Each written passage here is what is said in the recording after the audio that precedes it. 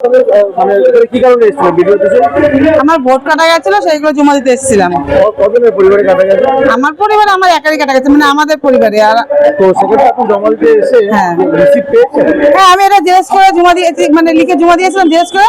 আমার জেরক্সের উপর আমি সই করে নিয়ে এসেছি। ভোটার লিস্টের নাম তুলতে এতদিনের পরিশ্রম বিফলে যাচ্ছে না তো? সরকারি অফিসে নথি জমা দেওয়ার পরেও মিলছে না রিসিভ। দুশ্চিন্তায় সাধারণ নাগরিকগণ। মজা করে অনেক সময় বলা হয় পালং শাকের আবার ক্যাশ মেমো।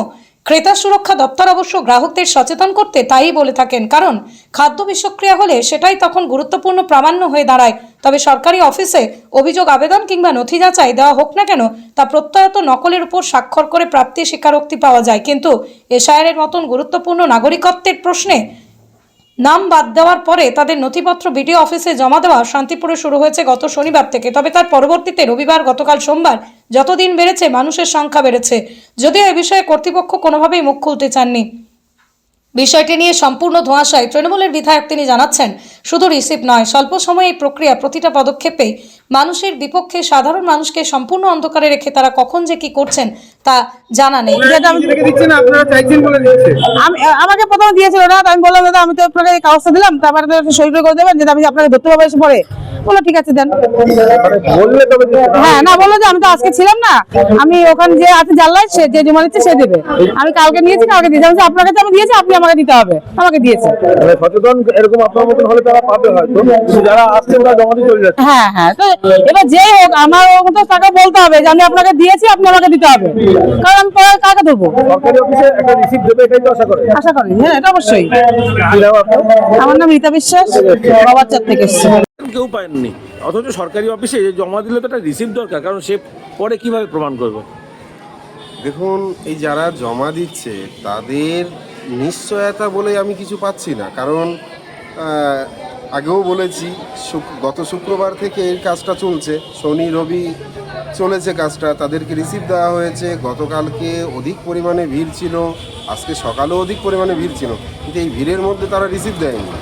এবং এই যে কাগজপত্রগুলো মানুষ ভোটে নাম তোলার জন্য প্রচেষ্টা চালাচ্ছে, এতে কি আদৌ সফল হবে এর কি নিশ্চয়তা আছে? এর কোনো তথ্য আমি বুঝে পাচ্ছি না। কেননা কাউকে রিসিভ দেওয়া হচ্ছে, কাউকে দেওয়া হচ্ছে না। এটা একটা প্রশাসনিক বিভ্রান্তির মধ্যে মানুষকে আরও বেশিভাবে ফেলে দিচ্ছে। এর জন্য এর একটু সুরাহা দরকার। আর একটা বিষয় যেটা বলছিলাম, কত নম্বর কাউন্টারে কোন কোন জায়গায়, সেটা একটা লিস্ট, যেটা গতকালকেও ছিল না, দেখলাম দুদিন ধরেই ছিল না। আজকে কি সেটা হয়েছিল? আমি কাউন্টারের কথা বলছি না, আমি বলছি একটা লিস্ট যেখানে পাওয়া যাবে যে এত নম্বর কাউন্টার এখান থেকে এই পর্যন্ত পার্ট নাম্বার। আর না, সেটা করা হয়নি। সেটা ডোর টু ডোর ঘুরে ঘুরে আপনাকে দেখে নিতে হচ্ছে, এরকম একটা। সেটাও তো মানুষের বিভ্রান্তি। এটা কালকে এই বিভ্রান্তিতে একটা গাইড ম্যাপ থাকলে তো বুঝতে পারে বিডিও অফিসে কোন কাউন্টারে আমি দাঁড়াবো গিয়ে, এটা তো বুঝতে পারে। সেইটা বুঝতে পারছে না, প্রথমে খুঁজে নিয়ে তারপর প্রথমে প্রত্যেকটা কাউন্টারে যেতে হচ্ছে, যার যেটা বেসিক নাম্বার পাচ্ছে, বুথ নাম্বার পাচ্ছে, সেইখানে গিয়ে সেই মানুষগুলো দাঁড়াচ্ছে। সরকারি অফিসে কোনো নথি জমা দিলে তার রিসিপ্ট পাওয়া উচিত কি মনে করেন? অবশ্যই উচিত, যদি তার কার্যকারিতা থাকে অবশ্যই তার পাওয়া উচিত। আর এর আগেও তো আমরা দেখেছি আমাদের বর্তমান রাজ্য সরকার যেটা চালাচ্ছে, ভাতার থেকে ভাওতা বেশি। উনি এসআইআরে যে নামগুলো কাটা গেছে তাদের পাশে না দাঁড়িয়ে উনি ধর্ণা মঞ্চে পর্দার আড়ালে বিরিয়ানি বেশ সুন্দরভাবে খাওয়া দাওয়া করছে, মানুষগুলো হতাশায় ভুগছে। আমরা বিজেপি পার্টির সমর্থক, কর্মী সকলে এদের পাশে দাঁড়িয়ে আছি, আগামীতেও দাঁড়িয়ে থাকবো, এই বার্তাই রাখি। কিন্তু নির্বাচন কমিশনের কাছে তো আপনারাও দাবি করতে পারেন, এইরকম ধরনের অরাজকতা হচ্ছে, আপনারাও তো সেই কমপ্লেনটা, অভিযোগটা করতেই পারেন। এটা কি করবেন? হ্যাঁ, অবশ্যই আমরা এটা নিয়ে আমাদের উচ্চ নেতৃত্ব, আমাদের বিধায়ক এবং আমাদের এমপি জগন্নাথ সরকার মহাশয়কে এই বিষয়ে আমরা খুব সুন্দরভাবেই জানাবো। আমরা যেটা জানতে পারলাম, শুধু শান্তিপুর বিডিও অফিস নয়, যেখানে যেখানে আছে অন্তত নদীর বিভিন্ন প্রান্তে, কোথাতেও নাকি এরকমভাবে নিয়মিত দেওয়া হচ্ছে না, রিসিপ্টটা দেওয়া হচ্ছে না। রিসিপ্টটা একদমই নিয়মিত দেওয়া হচ্ছে না। তার মানে এটা আমার মনে হয় মানুষকে একটু ভোলানোর পথে নিয়ে যাওয়া হচ্ছে, যার কোনো কার্যকারিতা মোরা। এত গুরুত্বপূর্ণ তাদের কর্ম সময়, সেই সময় ব্যয় করে তারা সারাদিন ধরে পড়ে থাকছে, তারপরে জমা দেওয়ার পরে যদি কোনো কারণে নাম না ওঠে, বলবে আপনি জমাই দেননি। দেখুন, ভাওতার সরকারের যারা কর্মচারী আছে তারাও ভাওতাবাজি চালিয়ে যাচ্ছে, এ থেকেই প্রমাণ। কিন্তু কাজটা দেখে নেওয়ার তো দায়িত্ব নির্বাচন কমিশনের, তারা সঠিকভাবে পাচ্ছে কিনা। নির্বাচন কমিশনকে আমরা এই বিষয়টা আপনাদের মাধ্যম দিয়ে, জনসাধারণের প্রেক্ষাপটের মাধ্যম দিয়ে জানাতে চাইছি। এছাড়াও আমরা হাতে কলমে দরখাস্তের মাধ্যমে বিষয়টা জানাই। আপনার নাম পরিচয়? আমার নাম অজয় কুমার দাস, সহসভাপতি রানাঘাট উত্তর পশ্চিম মণ্ডল বিজেপি। বিজেপি। এখানে জমা দিয়েছেন আপনারা? হ্যাঁ দিয়েছি। কখন এসেছিলেন? আমরা এসছি এই 1:40 ট্রেনে এসছি, 1টার দিকে এখানে জমা দিয়েছি। না, ওখানে কোনো রিসিপ্ট দেওয়া হয়নি আমাদের। ওখান থেকে বললো রিসিপ্টের কোনো প্রয়োজন নেই এই বললো, কিন্তু গতকাল যাদের জমা দিয়েছে তাদের রিসিপ্ট দিয়েছে। সরকারি জায়গায় তো কাগজপত্র জমা দিলে তো রিসিপ্ট দেয়। হ্যাঁ দেয় তো, তাহলে আমরা যে জমাটা দিলাম তার কোনো তো প্রমাণিত থাকলো না। কি সংশয় হচ্ছে ভোটার আদেও নাম থাকবে কিনা থাকবে না? সেটা তাই তো ভাবছি যে আমাদের আদৌ কি ভোট কি উঠবে কিনা উঠবে। ওনাদেরকে বলেছেন, কাউন্টারে গিয়েছিলেন? হ্যাঁ, আমরা সেই তখন থেকে তো একবার এই ঘরে একবার ও ঘরে গিয়ে গিয়ে বলছি, তো বলছে দাঁড়ান দেখছি দাঁড়ান দেখছি। হয়নি? হ্যাঁ, এখনো সেই অপেক্ষায় দাঁড়িয়ে আছে। এরকম কাউকেই দেওয়া হয়নি? না, কাউকেই দেওয়া হয়নি। কালকে বা পরশু দিন তার আগের দিন দেওয়া হয়েছে? হ্যাঁ, ওরা তো যারা আগে দিয়েছে তাদের বলছে আমাদের দিয়েছে। কি নাম আপনার? দীপালি হালদার, কোথা থেকে এসছে? শান্তিপুর বাগাস। কজনের নাম কেটেছে? আমাদের বাড়ির থেকে আমার নাম কাটা গেছে। হ্যাঁ, আর এখানে যারা সকলে এসছে, আর এখানে সব আমাদের পাড়া প্রতিবেশী। সকলকে কাউকেই রিসিভ দেওয়া না, হয়নি? দেয়নি। 126 জনের। দিয়েছি কখন জমা দিলেন? এই তো 1:30টার দিকে। কোনো রিসিভ দেওয়া হয়েছে না? না, কিছু দেয়নি।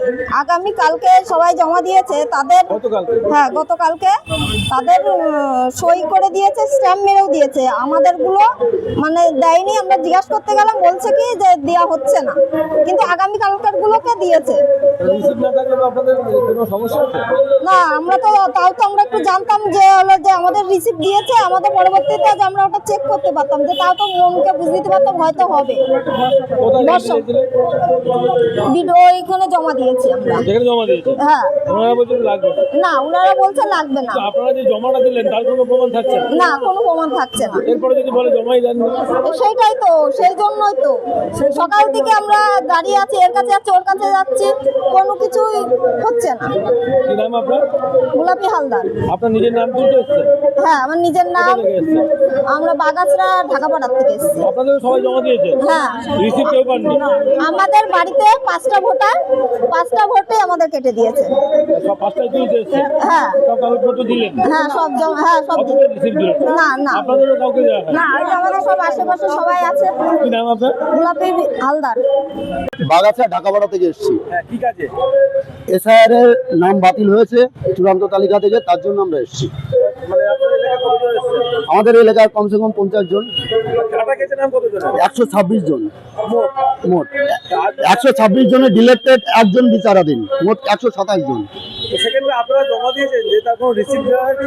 সকাল থেকে এসে পঞ্চায়েত নির্বাচন আধিকারিক যারা এনারা ভিতরে আছেন, একাধিকবার আমরা জানলা দিয়ে বলেছি, শুনেনি। আমরা ভেতরে গিয়েছি, আমাদের কোনো অ্যালাউ করছে না, বলছে আমাদের এখানে কোনো কারো পারমিশন নেই এখানে রিসিভ দেওয়ার। তাহলে এখন কি প্রবলেমের মধ্যে পড়বেন?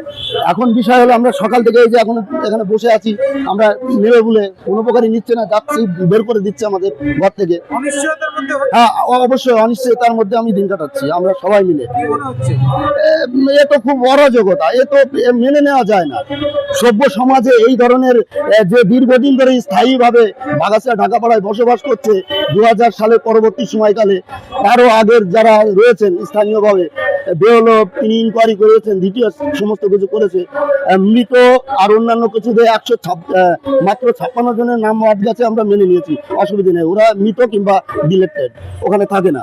তার পরবর্তী সময় আমাদের এই নামগুলো 126 জন স্থায়ীভাবে বসবাস করে থাকা সত্ত্বেও আমাদের নাম কেটে দিয়েছে। আচ্ছা, কি মনে হচ্ছে ভোটের নাম না উঠতে পারে?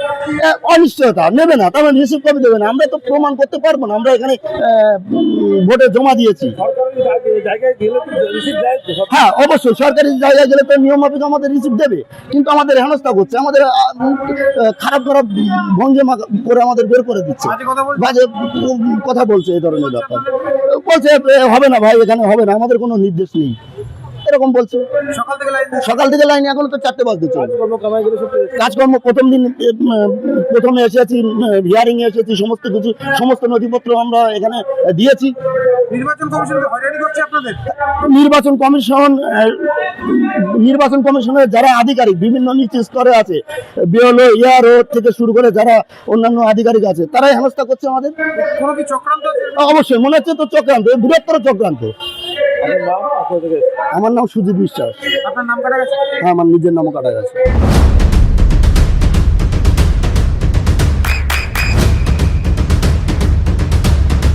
বৃষ্টিতেই স্বস্তি।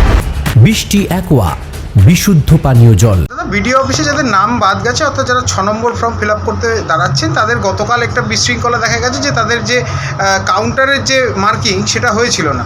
কিন্তু আরেকটা প্রবলেম আজকে দেখা যাচ্ছে যে শুক্রবার এই তাদেরকে রিসিভ দেওয়া হলেও গতকাল থেকে রিসিভ দেওয়া হচ্ছে না। তবে তারা কি করে প্রমাণ পাবে যে তাদের আদৌ এইভাবে নাম থাকবে কিনা? দেখুন, এই সমস্ত প্রশ্নের জন্য আমরা ফোন করেছিলাম, আমরা কথা বলেছিলাম। তারা বলছে যে ডকুমেন্টস তো থাকছে, তারা করেছে, তাদের উপর দেওয়া হয়েছে। অ্যাকচুয়ালি পুরো বিষয়টার মধ্যেই না কোথাও গিয়ে একটা সিদ্ধান্তহীনতায় ভুগছে নির্বাচন কমিশন। তারা নিজেরাও জানে না তারা কি করতে চাইছে। সব থেকে বেশি সাফারার হচ্ছে সাধারণ মানুষ, যারা হয়তো দল মত রং সব কিছুর ঊর্ধ্বে গিয়ে তাদের একটাই পরিচয়, সাধারণ মানুষ। আমি বারবার বলছি যে এইরকমভাবে সাধারণ মানুষকে হ্যারাসমেন্ট করায় ঠিক হচ্ছে না, এটা খুব অন্যায় হচ্ছে। আমরা নিশ্চিতভাবে এটা যোগাযোগ করবো। ভিডিও ট্রান্সফার হয়েছে, নতুন ভিডিও এখনও পর্যন্ত যেটা জানা যাচ্ছে তিনি নাকি জয়েন্টও করেনি। সেক্ষেত্রেও তো একটা অর্থাৎ ব্লক অফিস চালানো বা সমষ্টি জয়েন্ট ভিডিওকে চার্জ দেওয়া আছে, এটা কোনো ঠিক কথা। জয়েন্ট ভিডিও চার্জে আছে, যে মুহূর্তে নতুন ভিডিও আসবে সঙ্গে সঙ্গে চার্জ আনতে পারবে। আপনার সন্তানের উজ্জ্বল ভবিষ্যতের সঠিক দিশা JRS public school. JRS public school, যেখানে শিক্ষা এবং আনন্দ একসাথে।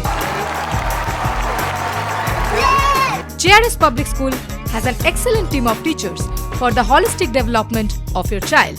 আপনার সন্তানের উজ্জ্বল ভবিষ্যতের একমাত্র ঠিকানা জেআরএস পাবলিক স্কুল।